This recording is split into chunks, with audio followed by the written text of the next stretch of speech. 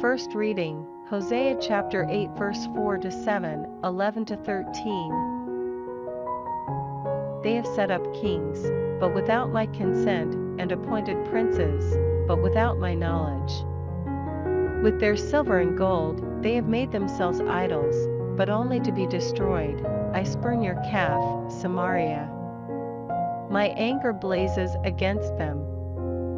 How long will it be before they recover their innocence? For it is the product of Israel, a craftsman made the thing. It is no God at all. The calf of Samaria will be broken to pieces, since they sow the wind. They will reap the whirlwind, stalk without ear. It will never yield flour, or if it does, foreigners will swallow it. Ephraim keeps building altars for his sins. These very altars are themselves a sin. However much of my law I write for him, Ephraim regards it as alien to him.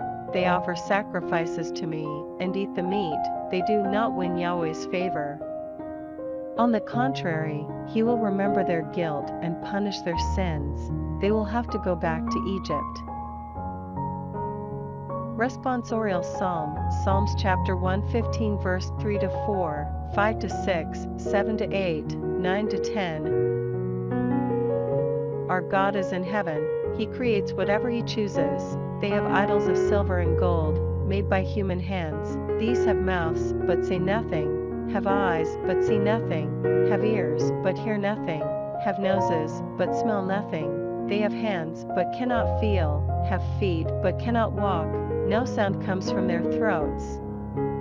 Their makers will end up like them, and all who rely on them, house of Israel, rely on Yahweh, he is their help and their shield. House of Aaron, rely on Yahweh, he is their help and their shield. Gospel, Matthew chapter 9 verse 32 to 38.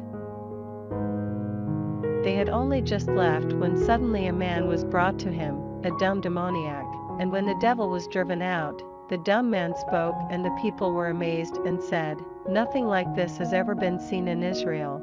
But the Pharisees said, "It is through the prince of devils that he drives out devils." Jesus made a tour through all the towns and villages, teaching in their synagogues, proclaiming the good news of the kingdom and curing all kinds of disease, and all kinds of illness.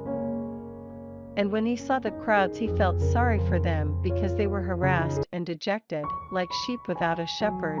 Then he said to his disciples, "The harvest is rich, but the laborers are few, so ask the Lord of the harvest to send out laborers to his harvest."